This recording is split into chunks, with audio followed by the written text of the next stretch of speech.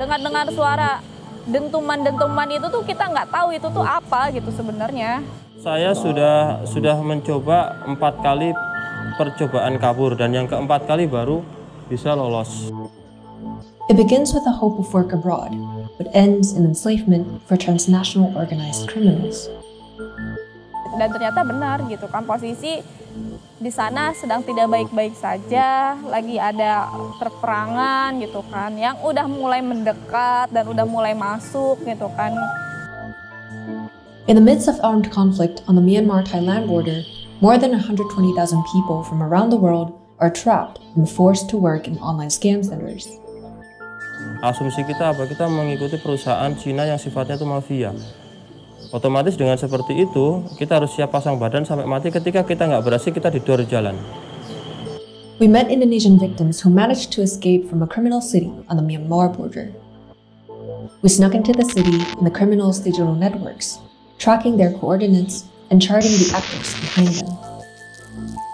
This investigation led us to a giant criminal network spread throughout the world.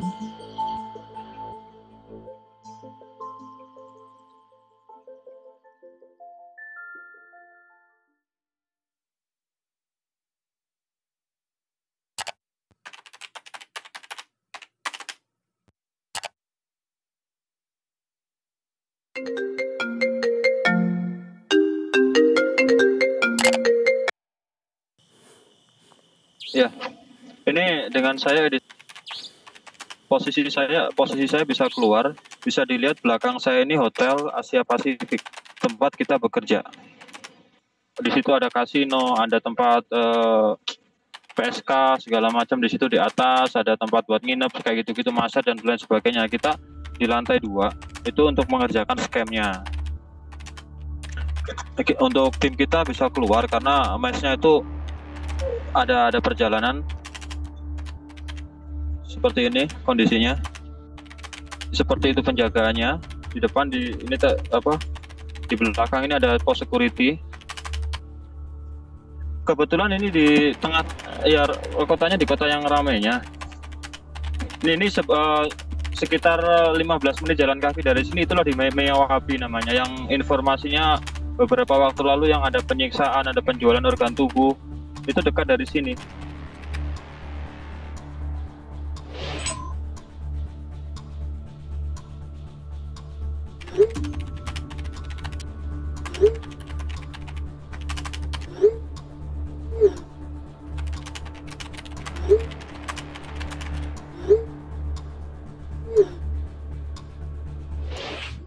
This documentary is a collaborative journalism project spanning 4 countries. We also worked with cybercrime and cybersecurity experts to obtain geofencing data and the coordinates of the recruiters.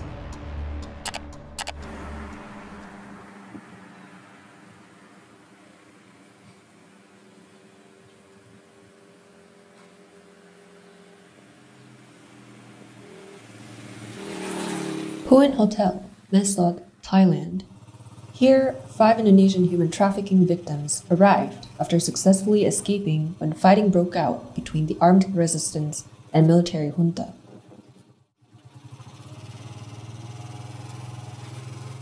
Located not far from the border, this hotel is used as a transit point for victims of cyber slavery from around the world.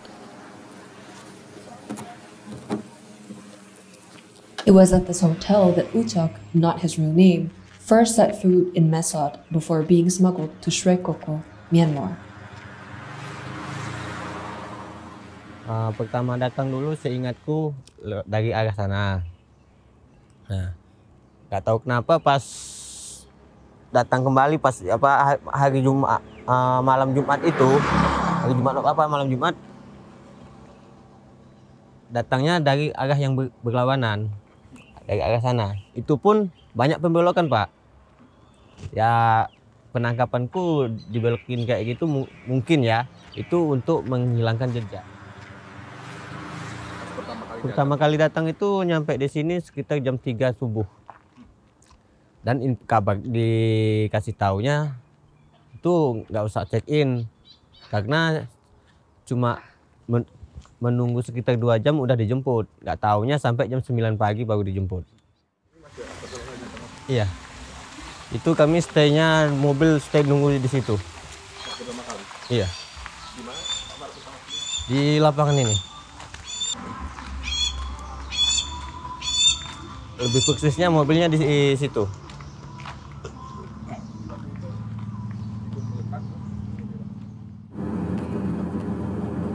Memang perjalanan itu berawal dari aspal biasa. Kalau di Indonesia itu semacam jalan tol pantura itu loh. Jadi kita nggak mengkhawatirkan itu kalau itu akan dibawa ke sana karena jalannya memang semacam jalan tol. Di kanan kiri dari jalan tol itu ada perumahan warga. Itu nggak menyadari apa-apa karena memang saya pikir ini Thailand seperti ini mungkin kan gitu dengan kondisi tempat kerja yang mungkin jauh gitu loh. Sadarnya itu hanya sekitar ketika kita menyeberangi sungai itu kenapa harus seperti ini gitu loh. Jalannya seperti ini. Besides being a route for human trafficking and illegal crossings, the Moy River also serves as a channel for other illicit activities such as smuggling goods.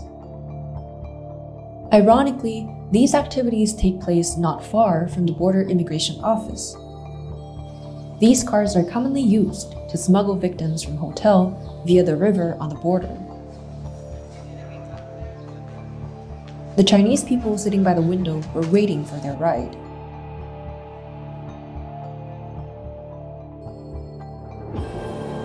Unknowingly, we found ourselves in a taxi actually used for smuggling people to Myanmar, and we snapped a photo of the driver. In line with numerous victims' testimonies, women are also exploited by the criminals behind this transnational crime.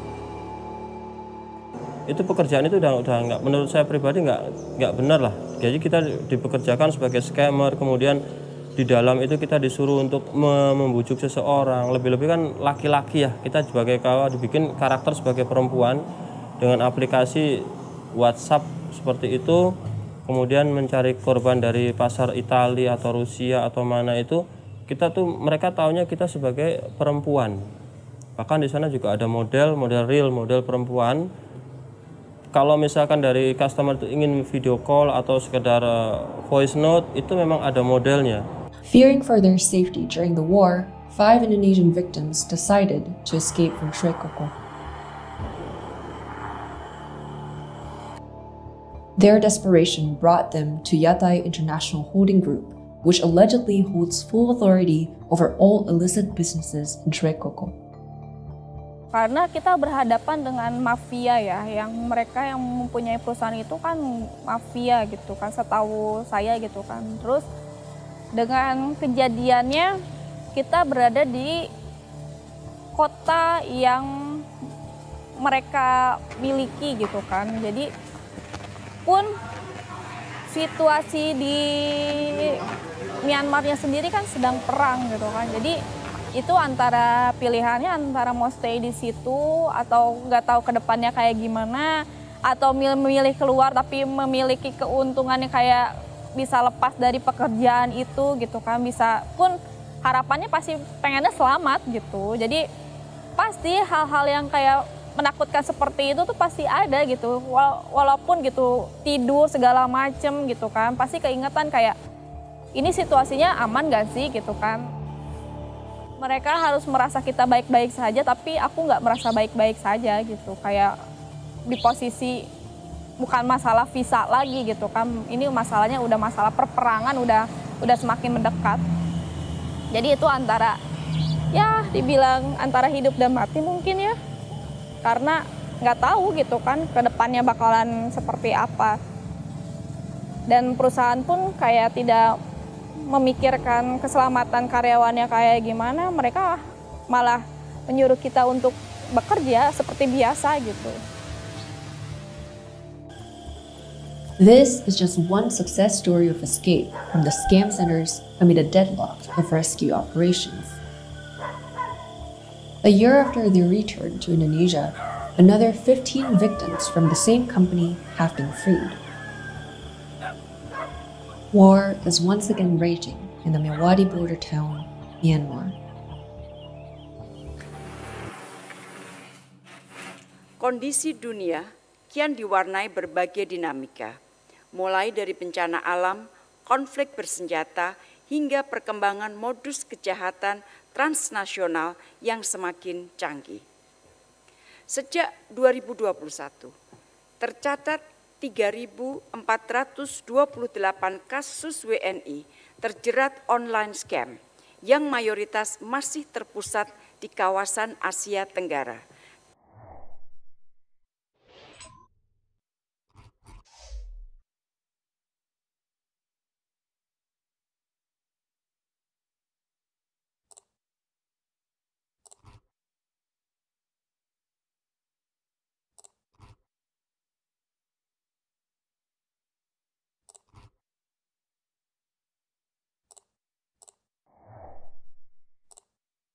Via the scam website address used by the company to force 5 Indonesian victims into criminal work, we traced interconnected networks.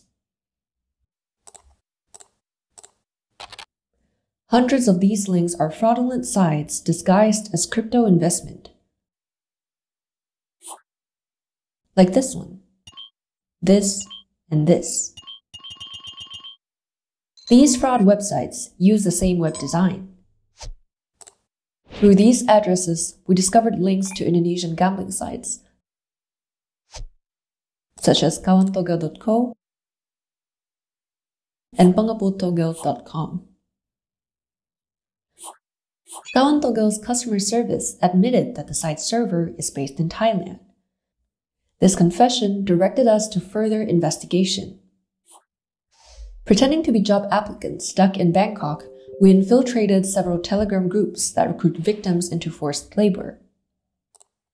We sent several recruiters links containing fake maps, trapping them and pinpointing the exact coordinates where they operate. Where are you now, bro? I fear the map is in the... Are you in the... Most of them used VPNs and IP addresses that led to Myanmar, Thailand, China, or other locations. However, quite a few fell for the trap. We successfully obtained accurate coordinates pointing to the hiding places of the recruiters.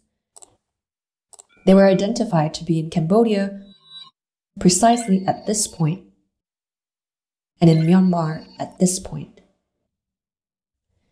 These coordinates are the infamous cyber scam compound and transnational crime hub in Southeast Asia, KK Park. It's like an open prison for anyone trapped there. Every corner of this complex is protected by armed guards. From this data, we also learned that the internet service providers used by the recruiters originate from Thailand.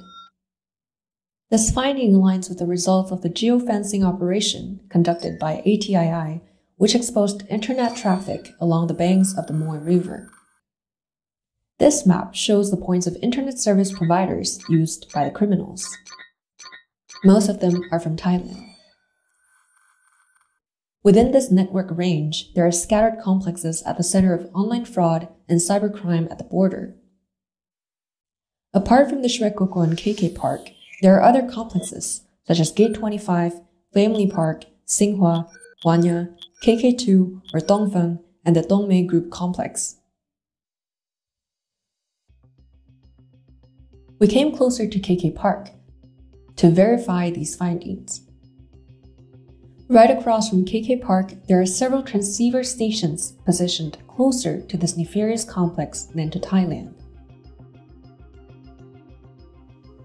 Within this complex, victims are tortured, electrocuted, and even killed if they fail to meet targets or violate the criminals' rules.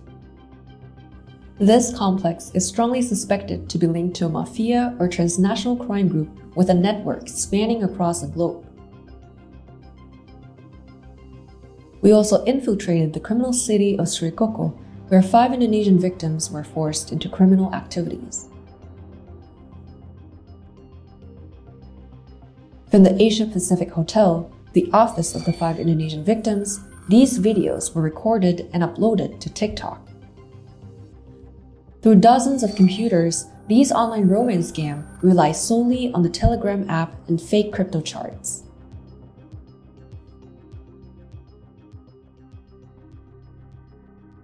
As dusk fell over Shwekoko, the sparkle of neon lights and extravagant lamps transformed the pulse of the city.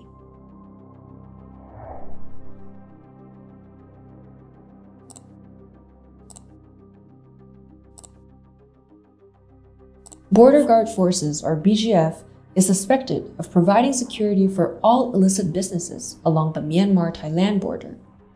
The military junta collaborates with BGF, securing trade routes at the border, while also undermining the Karen independence movement that emerged after World War II. As the junta's right hand, BGF directly fights the Karen National Liberation Movement and other resistance groups. At a secret location along the border, we met the deputy commander of the Lion Battalion Special Forces who was involved in the attack on Shwekoko when the 5 Indonesian victims were trying to escape. We also managed to interview a former captain of Border Guard Forces who allegedly backed illicit businesses in Myawaddy. We asked where all the money from these crimes ends up.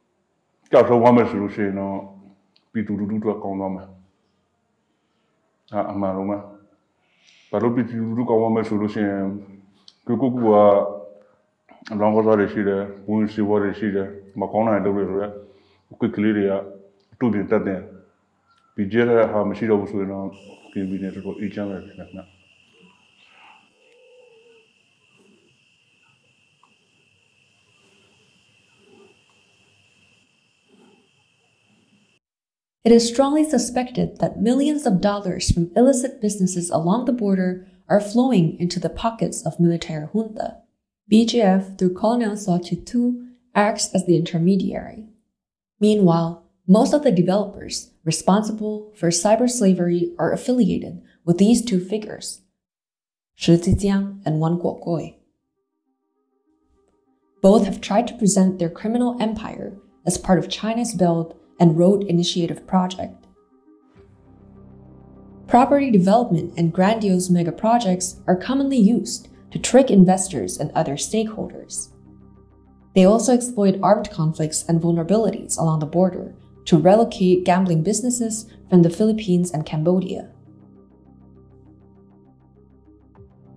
Through manipulation, Shi Zhijiang successfully deceived the governments of Myanmar and China, presenting the Shweikoko Smart City as part of the Belt and Road Initiative projects. Using the same methods, Wan Guokui used foundations and shell companies to manipulate various networks of businessmen and politicians across Asia. Wan Guokui, also known as Broken Tooth, is an infamous Triad 14 mafia boss from Macau. His extensive international crime portfolio spans drug and weapon trafficking, money laundering, and human trafficking.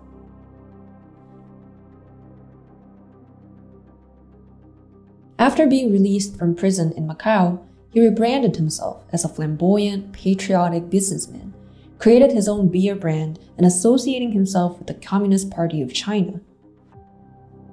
Shi Zhijiang, Wan Guokui, and Sochitu appear on sanction lists of British Parliament and US Department of Treasury.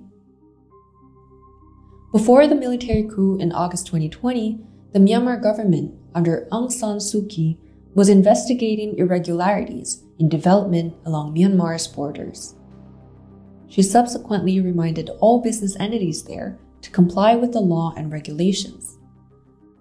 But less than a year after the investigation began, the Myanmar military forcibly seized power, killing many civilians in a wave of brutal violence.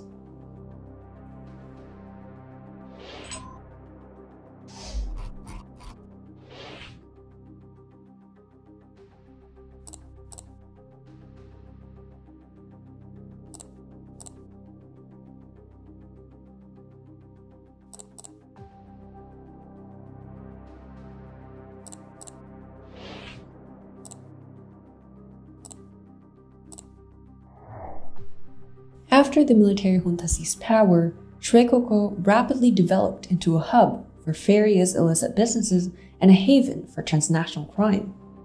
Meanwhile, Wan Guokui's network continued to expand its criminal empire along the border through the Tongmei Zone, also known as Sai Sigang Park, which is not far from KK Park.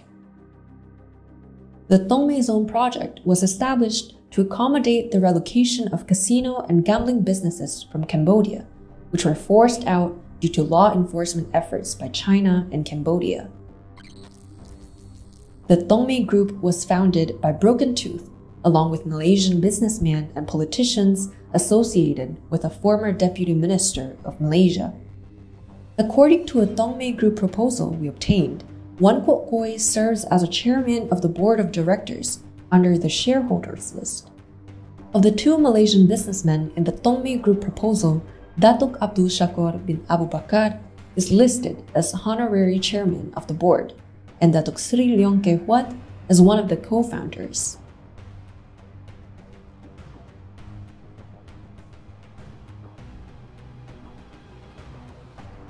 The project aims to create the safest office in the world, with its main businesses including property management, exclusive casino licenses, and exclusive operation management in the industrial park. Our investigation led us to this photo. Datuk Abdul Shakur is seated next to Broken Tooth and his wife, Mashitah Ibrahim, former deputy minister in the Prime Minister Department of Malaysia during Najib Razak's administration. Behind them are armed forces from BGF. The Tongmei Group Sai Sigang Park was inaugurated in a luxurious event at JW Marriott Hotel Kuala Lumpur, Malaysia, on March 15, 2020. The launch was attended by many prominent figures from Malaysia. Mashitah Ibrahim was seen at the Myanmar border during the groundbreaking ceremony of Sai Sikang Park project, along with her husband and Wan Kok Koi.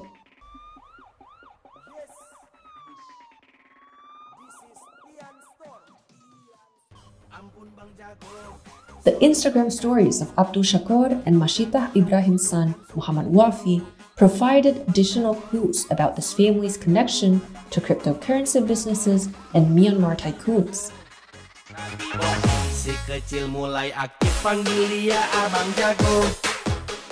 Muhammad Wafi attended the launch event of the Meta XDAO cryptocurrency on February 27, 2022. An early investor in Meta XDAO was Datuk Sri Leong Kee Hua, the same figure behind Tongmei Group. Wafi and Datuk Sri Leong met in a room at the JW Marriott Hotel along with other elites. In Wafi's Instagram story highlights titled Barakallah, he admitted to meeting Myanmar tycoons in the border town of Myawaddy.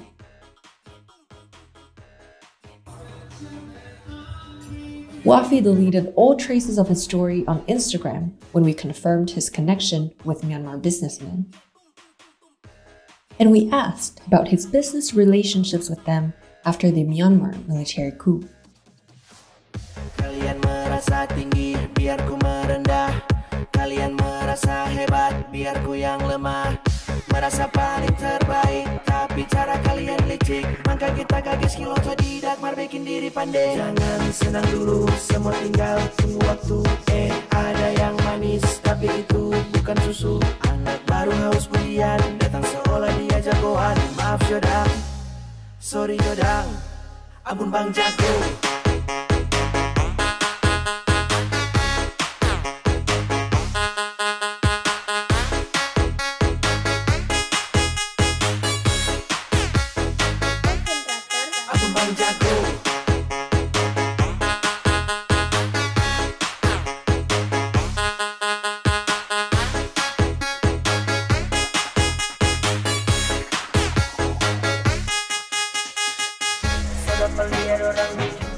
Online fraud or any kind of cybercrime is increasingly becoming a global threat. This report is compiled through the investigation and verification of thousands of open source data so that anyone can implement the same verification methods. You can contribute to the efforts to eradicate modern cyber slavery by sharing any information such as official documents, photos, videos, or direct testimonies related to cyber slavery in Asia by sending them to endmodernslaverynow@proton.me. We guarantee that your identity will remain confidential and that the data you provide will be secure.